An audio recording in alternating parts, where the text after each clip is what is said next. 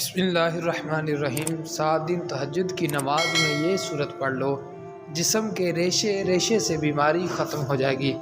حضرت ابو امامہ سے روایت ہے کہ رحمت عالم صلی اللہ تعالی علیہ وآلہ وسلم نے ارشاد فرمایا، مفہوم سماعت فرمائیے، تم ضرور قیام لیل کیا کرو، یعنی کہ نماز تہجد پڑھا کرو، کیونکہ وہ تم سے پہلے صالحین کا شیوا، شعار اور طریقہ رہا ہے، اور قرب الہی کا تمہارے لیے خاص وسیلہ ہے، اور وہ برائیوں کو مٹانے والی اور معاصی سے محفوظ رکھنے والی چیز ہے۔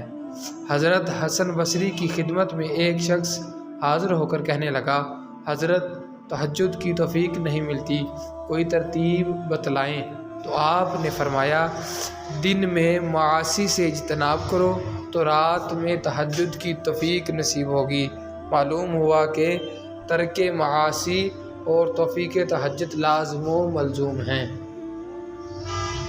بزرگان دین فرماتے ہیں کہ 7 دن پابندی کے ساتھ نماز تہجد کی نماز میں اگر سورہ بقرہ کی تلاوت کی جائے تو اللہ تعالی ہر قسم کی بیماری سے نجات عطا فرماتے ہیں۔ اللہ تعالی ہم سب کو عمل کرنے کی توفیق عطا فرمائے اور ہمارے احوال پر خصوصی رحم فرمائے، آمین۔